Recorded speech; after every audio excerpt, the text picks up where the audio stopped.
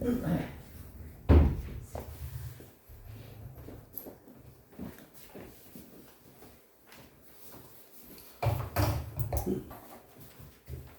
행복한 안식일입니다. 네, 또 이렇게 안식일날 뵙게 돼서 너무 환영하고요. 우리 김영미 자매님 또 귀하고 복된 안식일날 새로운 성전에서 뵙게 돼서 참으로 감사하고 기쁩니다. 아멘. 하나님의 축복과 은혜와 돌보심을 마음껏 경험하시는 그런 귀한 안식일 되시기를 기도드립니다. 아멘. 오늘 말씀의 제목은 누룩 곧 외식을 주의하라입니다. 누룩 곧 외식을 주의하라. 네. 잘 보이시나요? 혹시 글씨가 좀 작으시면 말씀하시면 다음에는 좀 글씨를 크게 만들어서 오겠습니다. 본문의 말씀 보도록 하겠습니다. 누가복음 12장 1절 말씀입니다. 우리 다 함께 봉독하겠습니다. 다 함께 하겠습니다. 시작. 그동안에 우리 수많은 명이 모여 서로 발표할 만큼 배웠더니 예수께서 먼저 제자들에게 말씀하여 가라사대 바리새인들의 누룩 곧 외식을 주의하라. 네. 바리새인들의 누룩 곧 외식을 주의하라. 당시에 유대 종파가 있었습니다. 이렇게 세 종파로 크게 나눌 수 있는데요. 아시는 것처럼 바리새파, 또 사두개파, 에스네파 이렇게 있었습니다. 이 바리새파는 서기관들을 주축으로 하였습니다. 서기관들을.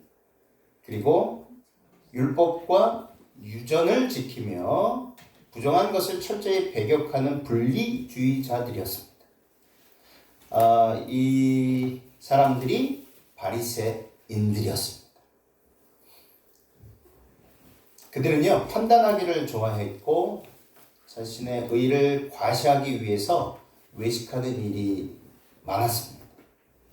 그래서 예수님께서는 그들을 책망하셨습니다. 이 책망하셨다고 해서 그들은 구원받지 못할 자들, 미움받는 자들은 아니었습니다. 회개하라, 천국이 가까웠느니라. 그것을 먼저 말씀하시고, 이렇게 외식을 할지라도 겉과 속이 다르고 이 위선적인 행위를 할지라도 그들이 회개하고 돌이키기를 열망하셨습니다. 그런 가운데 그런 잘못된 죄들을 책망하신 것입니다. 두 번째, 사두개파들은요, 제사장들을 주축으로 하였습니다. 다르죠? 바리새인들은 주로 모인 어떤 계층의 사람들이 모였다고요? 바리새인들은 서기관들. 예, 다시 말해서 지금 얘기하면 이제 교수입니다. 대학 교수처럼 하나님의 말씀을 가르치는 율법사들입니다. 근데 사두개파들은 교회에서 봉사하는, 성전에서 봉사 활동을 하는 구별된 제사장들을 주축으로 생겨났으며 그들은 부활, 천사, 영도 없다라고 생각했습니다. 오직 현재, 지금 눈에 보이는 가시적인 것, 현재 축복된 삶을 추구하는 현실주의자들이었습니다. 세 번째, 이 에스네파는요, 현실 세계를 악의 세력으로 보았습니다. 심지어 결혼 생활마저 죄악으로 보고 극단적인 금욕 생활을 하였고 광야에서 공동체 생활을 했습니다. 지금 금욕 생활을 하고 있는 그 종교 단체 지도자들이 있죠. 네. 누구입니까? 천주교. 네, 천주교, 가톨릭, 우리 수녀님들은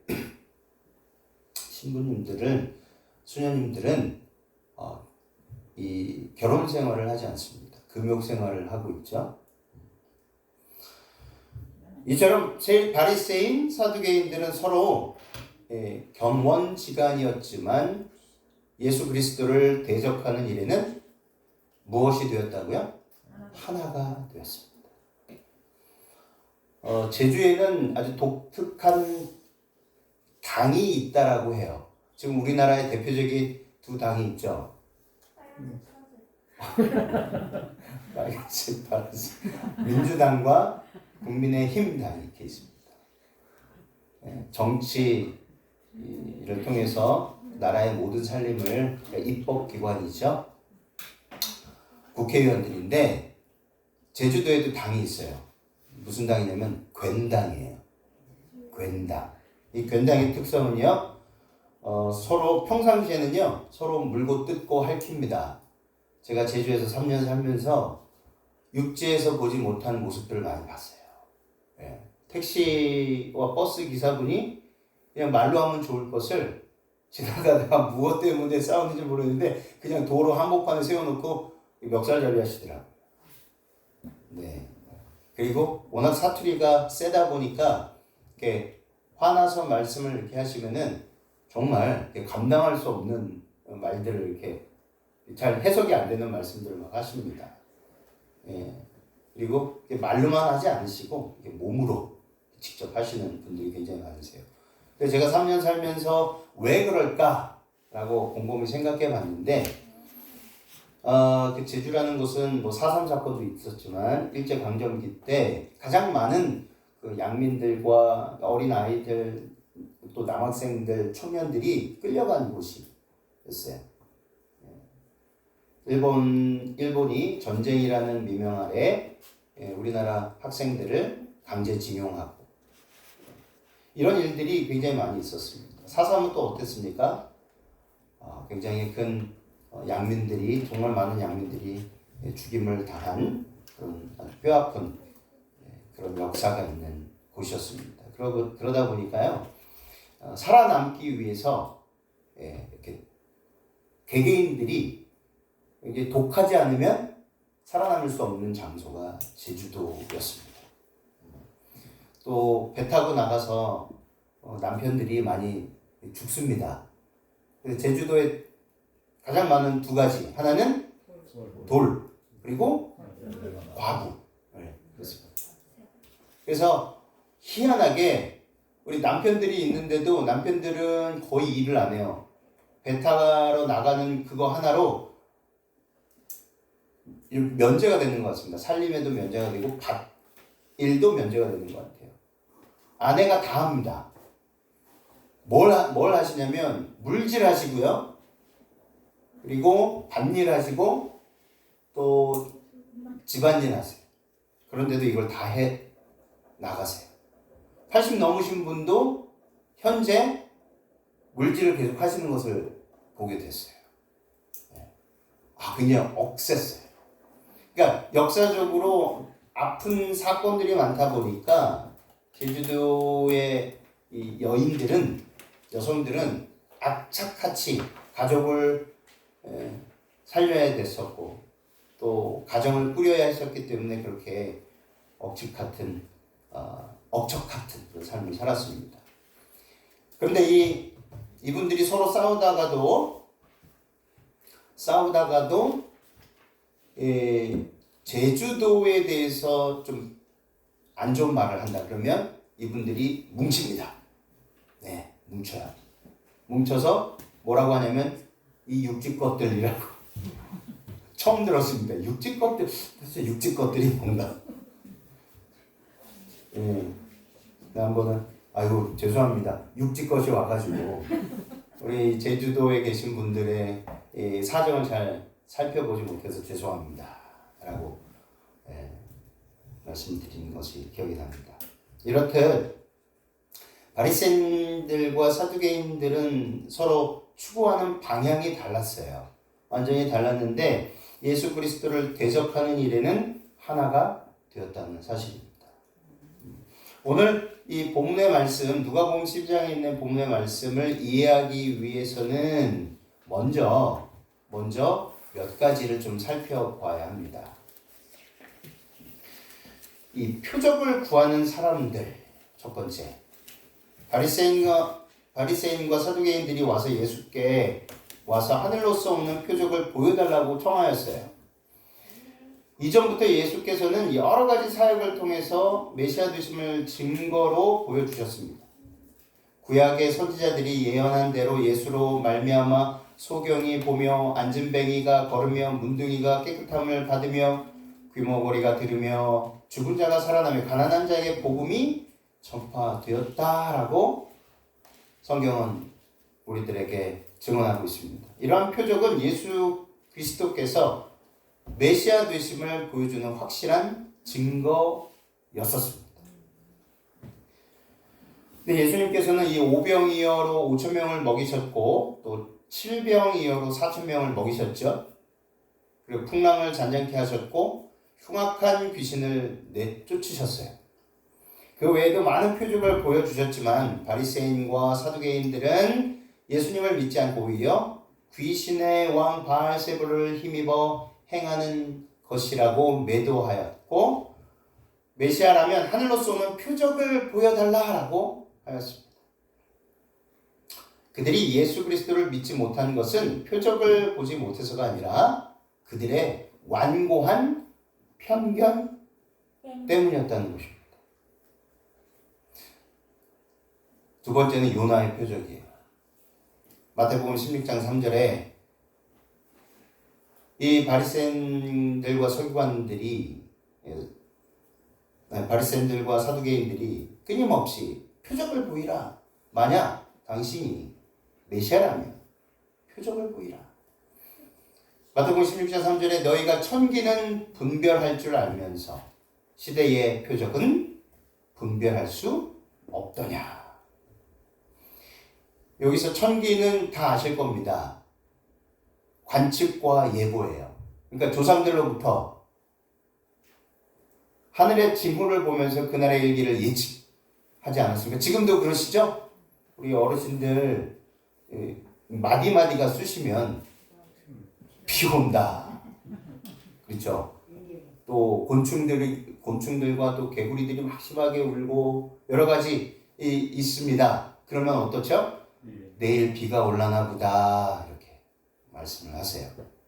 그러니까 그날의 일기를 예측하는 것인데 이런 것들은 뭐에 의한 것이냐면 경험에 의한 것입니다. 어렸을 때부터 부모로부터 일을 하면서 습득된 것이에요. 근데 예수님께서 이 시대의 표적은 너희가 알지 못하느냐? 이 시대 표적이 무엇입니까? 인류의 역사를 미리 정하신 하나님께서는 선지자들을 통해서 앞날에 일어날 일들을 뭐 해주셨어요? 미리 보여주셨죠. 예언해 주셨어요. 그래서 지혜 있는 자들은 하나님의 말씀에 비추어 그러니까 하나님의 말씀을 통해서 이 시대가 어떠한 때인지를 분별할 수 있다는 것입니다. 오늘 교과의 주제가 무엇이었습니까? 홍수. 노아의 때, 마지막 때는 노아의 때처럼 라고 말씀하셨어요.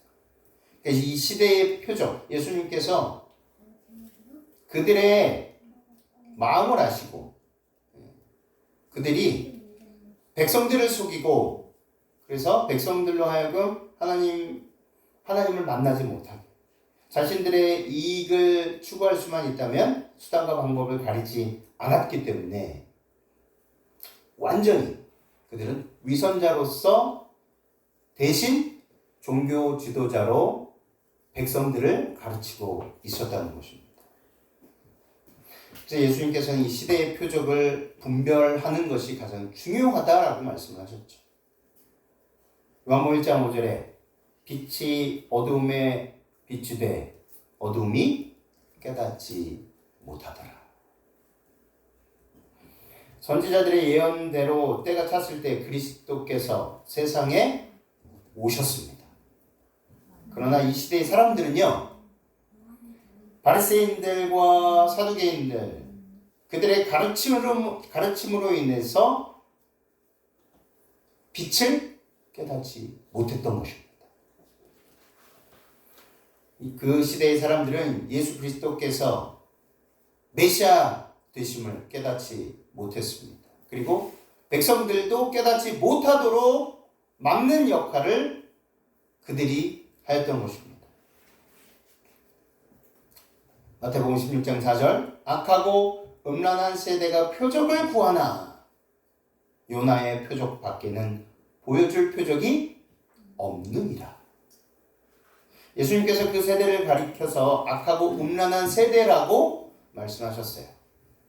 그 말씀을 통해 그 시대의 영적 상태가 어떤 상태다? 완전히 암흑과 같은 상태다라는 것을 말씀하신 겁니다.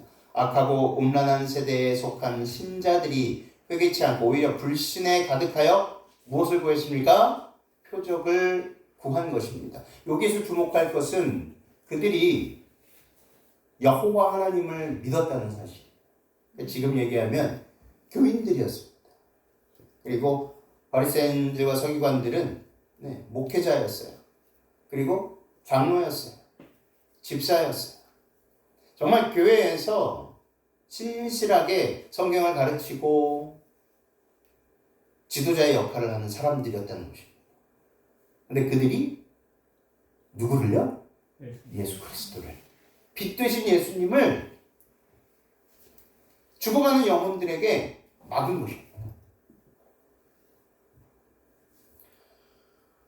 악하고 음란한 세대에 속한 신자들이, 교인들이 회개치 않고 오히려 불신에 가득하여 표적을 구하였습니다.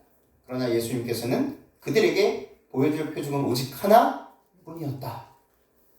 요나의 표적이란 요나가 물고기 뱃속에 들어갔다가 사흘 만에 다시 나온 것을 가리킵니다. 이것은 무엇입니까? 예수 그리스도께서 십자가의 죽으심과 부활을 암시하는 말씀입니다.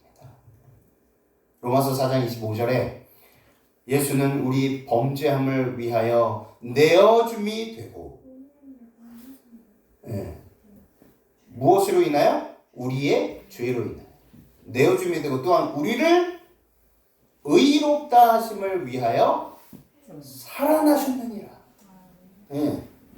왜 죽으셨는지 그리고 왜 부활하셨는지 로마서 4장 25절은 우리들에게 다시 한번 정확하게 알려주고 있는 것입니다. 그래서 우리가 내가 의롭게 됐을까? 한 주간의 삶을 보니 의롭게 된 것 같지는 않아. 참 죄를 많이 지은 것 같아. 이렇게 생각하는 것이 의롭게 되고 의롭게 안 되고가 아니라는 것입니다. 철저하게 의롭게 만드시는 분은 예수 그리스도세요. 우리가 의롭게 되고 싶다고 해서 의롭게 되는 것이 아니고 의롭지 않구나라고 해서 의롭지 않은 것이 아닙니다. 우리의 마음의 밭을 보시고 중심을 보시고 실수투성이고 죄 많은 상태이지만 여전히 이 죄에 노출되어 있는 너무도 연약한 존재들이지만 그럼에도 불구하고 우리가 말씀을 의지하고 믿고 최선을 다해서 하나님만을 향하여 나아가려고 할 때 그 첫 발걸음을 보실 때 너는 의로우니 라고 말씀하시는 거예요. 그러니까 절대로 평상시에 혹시 그런 생각들을 자주 하시지 않습니까? 오늘도 내가 의롭지 못했구나. 하나님께서 나에게 등을 돌리시겠구나. 그렇지 않습니다. 이 생각은 누가 주는 생각이냐면 사단 마귀가 주는 생각입니다. 고린도전서 1장 22절에서 23절에 유대인은 표적을 구하고 헬라인은 지혜를 찾으나 우리는 십자가에 못 박힌 그리스도를 전하니 유대인에게는 뭐한 것이요? 허리띠는 것이요. 이방인에게는 미련한 것이요. 얼마나 예수님께서 고통 가운데 그 광경을 보셨을까요? 그러면서 얼마나 힘드셨을까요? 그것을 깨달은 사도 바울의 이 표현이 얼마나 기가 막힙니까? 정확하지 않습니까? 예수님께서 이 세상에 오신 목적이 바로 그것이었다는 것입니다. 그의 십자가만이 우리가 구할 진정한 무엇이다? 표적이다. 그래서 바울은 이렇게 그의 경험을 삶 속에서 고백하는 것입니다. 간증하는 것입니다. 세 번째는 누룩을 주의하라. 마태복음 16장 6절에 삼가 바리새인과 사두개인들의 누룩을 주의하라. 제자들은요, 그 말씀을 문자 그대로 받아들였어요. 바리새인과 사두개인에게 떡을 받지 말라고 말씀하신 것으로 오해하고 떡을 가져오지 않은 것을 후회했습니다. 네. 그러나 예수님께서는 이전에 행했던 이적, 무엇이죠? 오병이어와 칠병이어로 베푸신 잔치, 그것을 상기시키시며 지금 먹는 떡에 대해 말씀하신 것이 아님을 깨우쳐 주신 것입니다. 즉 바리새인과 사두개인의 교훈을 뭐하라? 주의하라 라는 뜻이었어요. 시대소망 408쪽에 이렇게 표현되어 있습니다. 제자들은 저희 선생께서 하늘의 표적을 보이라는 요구를 들어주셨어야 했다라고 생각합니다. 그러니까 바리새인과 사두개인들이 표적을 구하라라고 했을 때 제자들마저도 그래, 예수님께서 그 우리 종교 아주 훌륭하신 종교 지도자들의 말씀처럼 예수님께서 그들의 요구를 들어주시면 얼마나 좋아라고 생각했다는 거예요. 제자들마저도 예수 그리스도께서 하신 말씀, 바리새인과 사두개인의 누룩을 조심하라라는 그 말씀을 깨닫지 못하고 있었다는 것입니다. 우리가 너무 잘 알지만 다시 한번 확인해 보면, 외식은 무엇입니까? 이 국어 사전을 보시면 아주 쉽게 나와 있어요. 외식이 겉만 보기 좋게 꾸미며 드러낸다, 바깥쪽을 장식한다, 또는 그런 장식을. 위선은 어떻습니까? 겉으로만 착한 체한다. 또한 그런 지시나 일, 행위까지 포함되는 거죠. 겉으로 선한 행위 할 수 있습니까? 속에서는 여전히 그 악한 것 가만두고 그 악한 것을 관철시키게 하기 위해서 자신의 이익을 얻기 위하여 수단과 방법을 가리지 않고 약한 사람, 또 가난하고 불쌍한 사람, 사람으로 보지 않고 그 사람들을 짓밟고 자신이 얻을 수 있는 것이라면 다 하는 사람, 위선자라고 하는 것입니다. 외식이 그런 뜻입니다. 그래서 예수님께서 정말 강력하게 한없이 사랑이 많으시고 늘 백성들을 동정하시고 공감하시면서 그러면서 그들의 죄를 불쌍히 여기시지 않으셨습니까?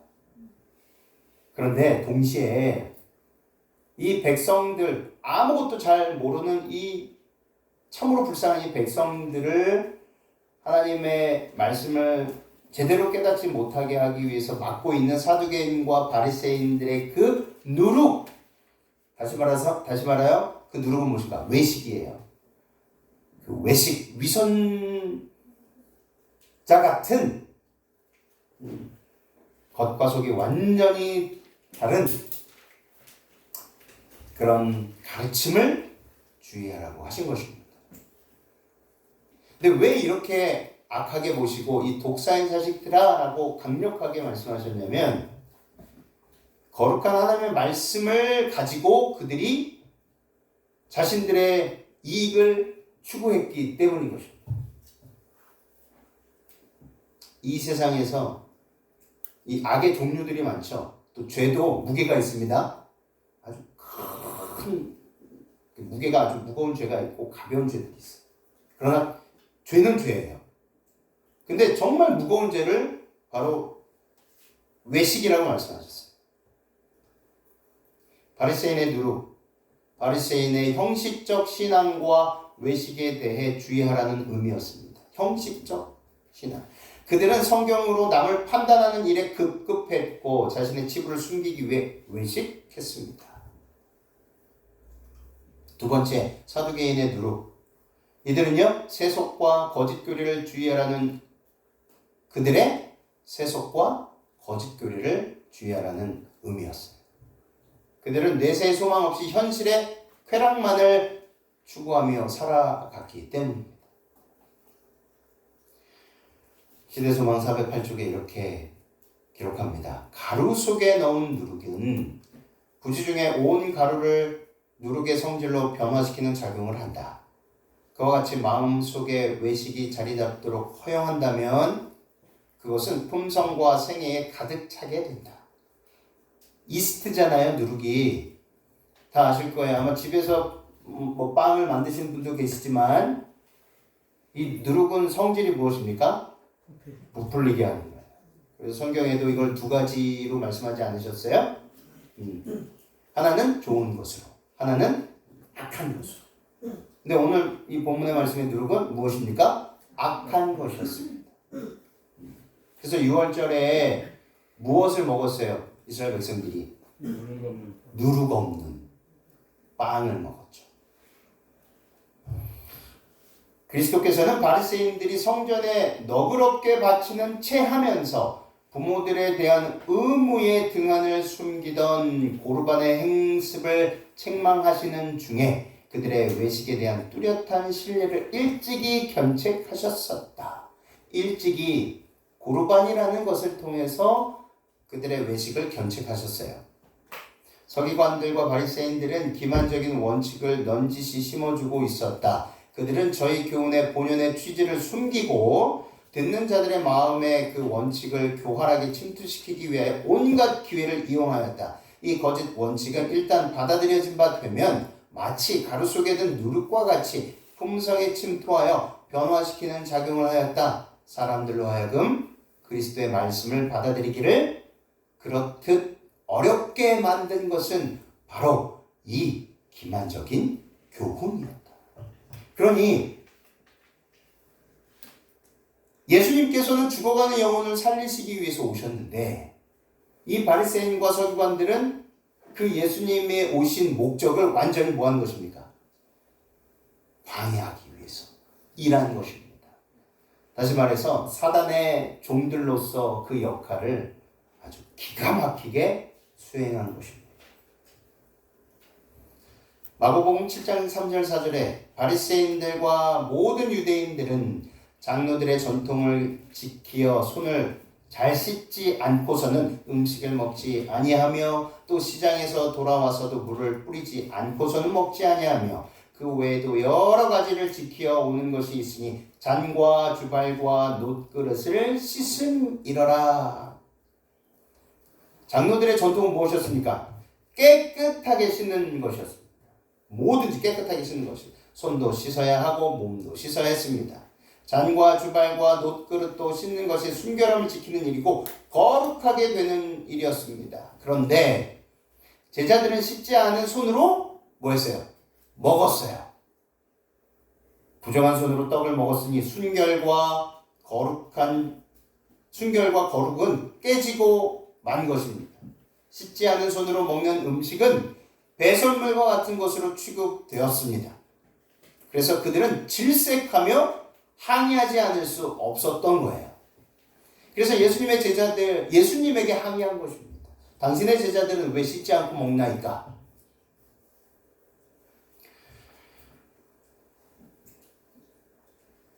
마가복음 7장 6절에 이사야가 너희 외식하는 자에 대하여 잘 예언하였도다.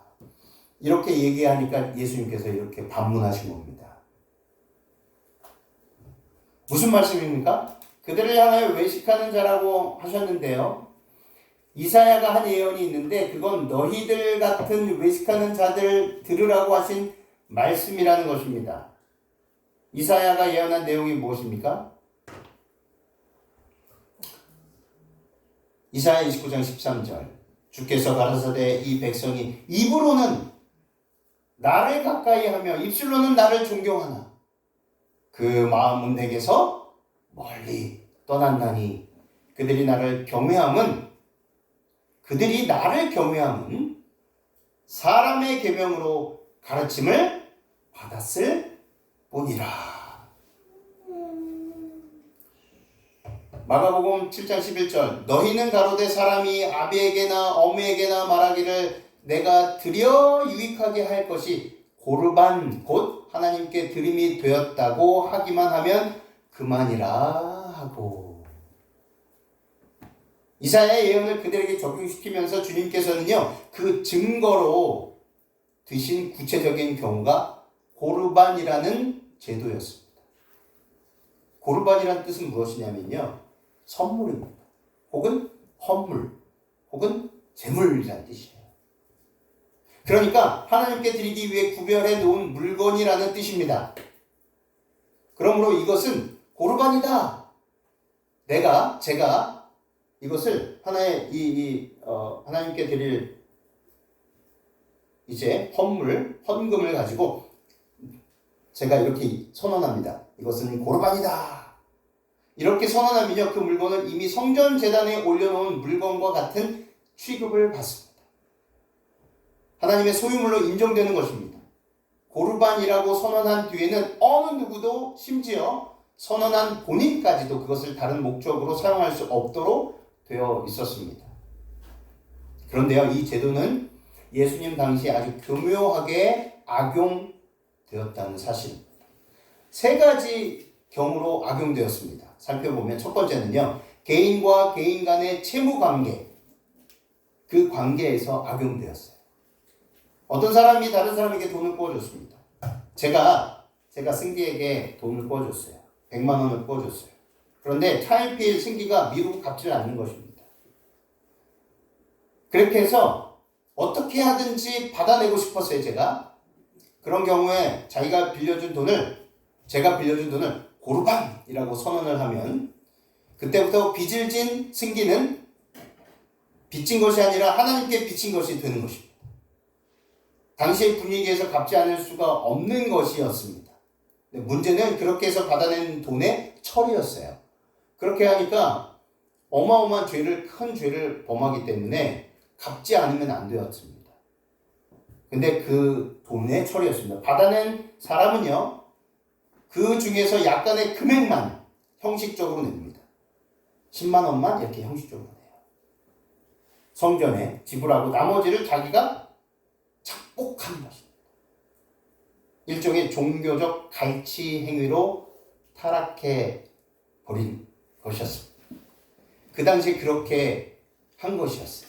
그러니까 이 고르반 제도가 얼마나 악하게 악용되었는지를 우리는 알 수 있는 것이었습니다. 두 번째는요, 주님께서 예로 드신 부모에 대한 고르반 행위였어요. 부모에 대한 고르반 행위. 어떤 불효자가 부모 공양을 하기 싫은 마음이 들게 되면 내 것은 모두 하나님께 드린 고르반이다 이렇게 선언하기만 하면 되었습니다. 그 뒤로는 부모가 도움을 청하러 와도 모든 것이 이미 하나님의 것이다. 하나님의 것이기 때문에 부모님께 줄 것이 없다라고 잘라 말할 수 있게 되었던 것이에요. 아주 못된 불효자식이었습니다. 그런데 그것을 합법적으로 고르반 제도라는 그 제도를 이용해서 부모를 공양하지 않았어요. 세 번째는요, 제사장들이 악용하던 고르반이었습니다. 그들은요, 순전히 자기들이 더 많은 소득을 누리기 위해 사람들에게 고르반 행위를 가르치고 강조했습니다. 부모 공경은 하나님께서 친히 주신 5번째 계명입니다. 율법의 내용이었어요. 그러나 자신들의 목적을 이루기 위해서는 이 분명한 율법의 내용까지도 무시할 수 있다는 그 가르침을 가르쳤던 것입니다. 13절에서 너희가 전한 전통으로 하나님의 말씀을 폐하며 또 이 같은 일을 많이 행하느니라 라고 하신 것은 그 당시에 자행하던 이런 일들을 지적하신 말씀인 것입니다. 시대소망 396쪽에 예수께서는 너희가 너희 유전을 지키려고 하나님의 계명을 잘 저버리는도다. 모세는 내 부모를 공경하라 하고 또 아비나 어미를 회방하는 자는 반드시 죽으리라 하였거늘 너희는 가로되 사람이 아비에게나 어미에게나 말하기를 내가 드려 유익하게 할 것이 고르반 곧 하나님께 드림이 되었다고 하기만 하면 그만이라 하고 내가 이미 선언하지 않았느냐? 그러니 나는 의무를 다했다 라는 것입니다. 곧 하나님께 드림이 되었다고 하기만 하면 그만이라 하고 제 아비나 어미에게 다시 아무 것이라도 드리기를 허하지 아니한다라고 말씀하셨다. 그들은 다섯째 계명을 전혀 중요치 않은 것으로 제쳐놓았지만 장로들의 유전을 준수하는 데는 굉장히 엄격하였다. 그들은 사람들에게 성전을 위하여 제사를 바치는 것은 부모를 부양하는 것보다도 더욱 신성한 의무이므로 아무리 궁핍할지라도 이렇게 성별한 것 중에 어떤 부분이라도 부모에게 드리는 것은 신성을 모독하는 것이라고 하였다. 이 얼마나 고르반 제도가 얼마나 악했습니까? 그렇죠? 불효한 자녀는 하나님께 바친다고 하여 자기의 재산의 고르반이라는 말을 선언만 하면 평생토록 자신이 사용하기 위하여 그 재산을 보존할 수 있었으며 그가 죽은 후에 성전 봉사를 위해 충당하게 되어 있었다. 이와 같이 자녀는 생시나 죽을 때나 하나님께 대한 가시적인 봉헌을 부실로 부모를 마음대로 불공경하고 속이었다. 요즘도요 우리 주변에 이런 참 안타깝고 참 화도 납니다. 이런 교인들이 있어요. 잘못 가르침을 받았죠. 어느 교회에서 지금도 젊은 우리 청년들을 그렇게 미혹합니다. 구원받기 위해서라면 부모도 버려도 된다. 형제도 버려도 된다. 지금도 그렇게 가르치죠. 네, 제가 이게 녹화를 하기 때문에 뭐 바로 이야기하지는 않겠어요. 다 아실 거예요. S로 시작하는 이제 사이비 종파인데요. 그분들을 이렇게 볼 때마다 가슴이 참 답답해 옵니다. 하나님의 말씀은 분명히 사랑이에요. 하나님을 사랑하고 이웃을 사랑하고 하나님만 사랑하면 됩니다. 하나님의 사랑은요 이웃을 사랑할 수 없는 게 아니라 이웃을 사랑하지 않아도 되는 게 아니라 사랑하지 않고서는 배길 수 없는 것이 하나님의 사랑인 것입니다. 그것이 하나님의 계명이에요. 그런데 그들은 그 계명을 바리새인과 서기관들처럼 잘못 가르침을 받았어요. 그래서 예수님께서 이사야 선지자가 뭐라고 한 겁니다. 너희는 사람의 계명으로 하나님의 말씀을 배웠다라고 한 거예요. 우리는 속으면 안 됩니다. 오늘 말씀을 정리하면서 시대소망 408쪽에 바리새인들의 외식은요 이기주의에서 나온 것이었다. 자신을 영화롭게 하는 것이 그들의 생애의 목적이었다. 그들의 영광이 하나님의 말씀을 빙자하여서 거룩한 말씀을 자신들의 영광을 위하여 사용한 것이 이것이 가장 악한 것이었습니다. 그래서 저도 굉장히 두렵고 떨리는 마음으로 이 사역을 하고 있지만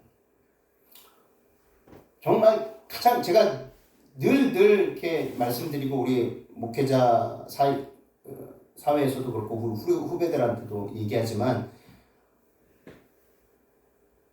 교회에서 여러 가지 일들로 인해서 갈등이 빚어져요. 근데 대부분의 갈등은 관계입니다. 근데 이 지도자들 간의 관계 때문에 교회가 병들고 힘든 경우가 굉장히 많이 있어요.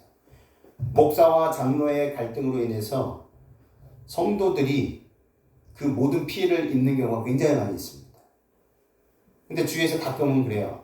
우리 김 장로님, 박 장로님, 최 장로님, 이 장로님 장로님에 대한 비판과 정죄가 더 많아요. 가끔 제가 부끄러울 때가 있습니다. 아무리 생각해도 목사가 먼저 회개하면 장로님들도 회개할 것이다. 저는 그 믿음은 변치 않습니다. 지금도 그렇습니다. 목사가 먼저 회개해야 돼요. 철저하게.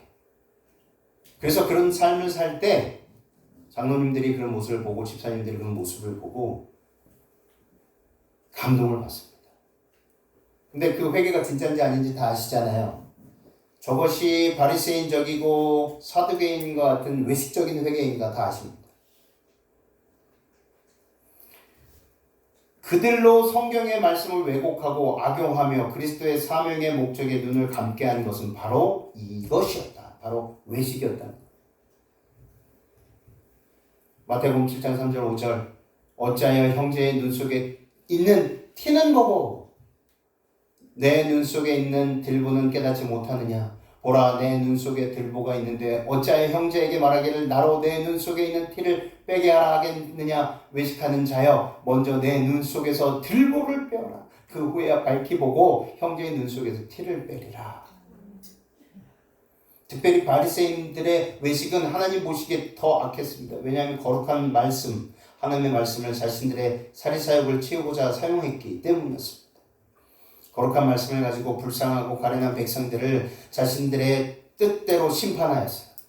바리새인들은 자신들이 해석한 성경 말씀을 가지고 자신들 마음대로 백성들을 심판했습니다. 그래서 주님께서는 비판하지 말라고 하셨죠. 그 비판, 결국 심판은 그 심판의 권한을 갖고 있는 분은요, 아버지께서 우리 아들 하나님 예수 그리스도께 뭐 했습니까? 완전히 이렇게 다 이양, 권리 이양, 권한 대행 이렇게 주신 거예요. 오직 예수 그리스도께서 심판장이십니다. 우리 세 분 하나님께서 심판장이신데 이 땅에서 우리를 위해서 육신의 몸을 쓰시고 죽으시고 부활하신 그분만이 가지고 있는 권리, 권한이었습니다. 권한입니다. 우리가 절대로 누구를 정죄하고 비판할 권리가 있는 사람이 아닙니다. 그럼에도 불구하고 우리는 바리새인적, 사두개인적 이 외식적인 정신을 가지고 끊임없이 뭐 하는 것입니까? 형제의 눈에 있는 티를 빼내려고 노력하는 거예요. 끊임없이. 유대인들의 전승을 모아놓은 책 미시나에는요, 안식일 조항만 39개가 있습니다. 거기에 규칙을 무려 219가지나 더하여 금지사항들을 만들어 놓았죠. 안식일의 진정한 정신과 그 예수님께서 가르치셨던 그 안식일의 의미는 쏙 빠지고 그들이 만들어낸 39가지의 안식일 조항들이 있습니다. 간략하게 보면 씨 뿌리지 말 것, 밭 갈지 말 것, 곡식단을 묶지 말 것, 곡식을 거두지 말 것, 곡식을 타작하지 말 것, 곡식을 까불지 말 것, 곡식을 가루로 만들지 말 것, 곡식을 찌지 말 것, 채질하지 말 것, 반죽하지 말 것, 굽지 말 것, 털 깎지 말 것, 빨래하지 말 것, 때리지 말 것, 염색하지 말 것, 짜지 말 것, 밧줄 끌지 말 것, 두끈 만들지 말 것, 두실을 짜지 말 것, 두실을 가르지 말 것, 매듭을 짓지 말 것, 매듭끈을 풀지 말 것, 바늘로 2번 깁지 말 것, 두뜸을 깁기 위해 찢지 말 것, 사슴을 잡지 말 것, 죽이지 말 것, 껍질을 벗기지 말 것, 소금 치지 말 것, 그 가죽을 만들지 말 것, 머리털을 밀지 말 것, 그것을 깎지 말 것, 두 글자를 쓰지 말 것, 두 글자를 쓰기 위해 지우지 말 것, 집 짓지 말 것, 헐지 말 것, 망치로 납작하게 때리지 말 것, 불을 끄지 말 것, 불을 켜지 말 것, 한 집에서 다른 집으로 물건을 옮기지 말 것. 여기에 규칙이 몇 개 들어갔다고요? 219개가 들어갔다. 안식일이 숨쉬는 날이어야 되는데, 기쁨의 날이어야 되는데, 회복의 날이 돼요. 죄로부터 자유함을 누리는 날이 돼야 되는데, 이들이 만드는 안식일은 무슨 안식일입니까? 죽는 안식일. 그리고 안식일이 오면 올수록 온몸에 스트레스가 쌓이는 백성들이 얼마나 고통스러웠을까요? 6일째, 오늘은 괜찮지. 5일째, 4일째, 3일째, 2일째, 막 숨이 턱턱 막히는 것입니다. 금요일날 이제 해가 지는 순간부터 이 219개를 조목조목 내가 지켰는가, 안 지키는가, 지키지 않으면 바로 서기관들과 바리새인들에게 걸리면 어떻게 됩니까? 벌을 받는 것입니다.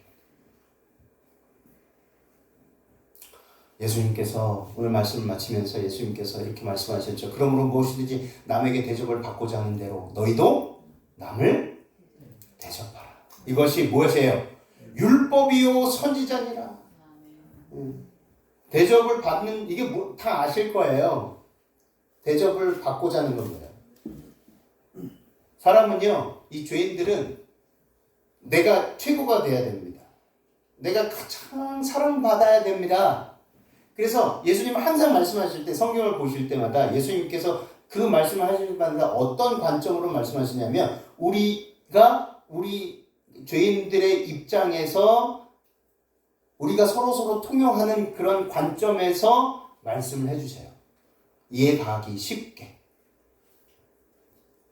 그러니까 너희들이 남에게 대접을 받고자 하는 그 마음, 무슨 마음인지 알지? 그 마음대로 너희도 남을 대접해야 돼 라고 하시고, 그러니까 이해가 가는 거예요. 나는 으뜸이 돼야 되니까 다른 사람도 으뜸이 되게끔 내가 해줘야 되는구나 라는 것입니다. 그런데요, 네, 이게 마지막 구절입니다. 요한복음 15장 13절에 사람이 친구를 위하여 자기의 목숨을 버리면 이에서 더 큰 사랑이 없다. 식구들을 사랑할 수 있어요. 그리고 자식들을 위해서 정말 희생할 수 있어요. 목숨이라도 아깝지 않게 생각할 수 있어요. 근데 이웃을 위해서, 나랑 피 한 방울 섞이지 않은 이웃을 위해서 그렇게 할 수 있어요? 없습니다. 안 돼요. 그건 불가능해요. 오직 우리 안에 새 마음을 주시겠다고 약속하신 예수 그리스도께서 나의 주인이 되실 때만 가능합니다. 그래서 사람이 친구를 위해 자기 목숨을 버리면 이에서 더 큰 사랑이 없다라고 하셨습니다. 오늘 우리들에게 주신 말씀, 삼가 바리새인과 서기관들의 사두개인들의 누룩을 주의하라. 이 누룩은 외식입니다. 이 외식은 위선적인 것입니다. 하나님의 말씀을 가지고 진정한 의미, 하나님의 진정한 그 말씀의 의미를 깨닫고 회개하는 것이 아니라 그 말씀을 자신의 이익을 얻고자, 자신의 사리사욕을 얻고자 이용하는 것입니다. 근데 이용 대상자들이 바로 하나님이, 예수님이 당신의 피로 사신 어마어마한 값을 주시고 사신 귀한 영혼들이라는 사실이에요. 값없는 은혜지요? 동시에 어마어마한 값을 치르고 사신 바 된 영혼들이 우리라는 거예요. 동시에. 우리는 값없는 은혜, 값없는 은혜. 그래서 어떤 분은 값싼 은혜라고 하는데 그거는 말이 안 됩니다. 값없는 은혜는 되지만 값싼 은혜는 아니에요. 왜냐하면 그 십자가에서의 보혈의 피는요, 갚을 길이 있습니까? 갚을 길이 없기 때문에 값 없다라고 하시는 거예요. 그래서 거저 주시는 거예요. 우리들에게 거저 주시는 이유가 있습니다. 우리가 아무리 노력을 해도 갚을 길이 없기 때문에 거저 주신 거예요. 그 어마어마한 값을 치르고 사신 바 된 우리고 밖에서 죽어가고 있는 귀한 영혼들이라는 사실을 잊지 않게 되시길 바랍니다. 그래서 바리새인과 사두개인들의 그 누룩, 외식을 철저하게 배척하시고 주의하시고, 혹 누가 그런다고 한다면 정말 말씀을 가지고 회개할 수 있도록 사랑으로 공감해 주시고 동정해 주시고 사랑으로 그들을 하나님께로 회개할 수 있도록 이끄시는 저와 여러분들이 되시기를 간절히 바라며 말씀을 마치겠습니다.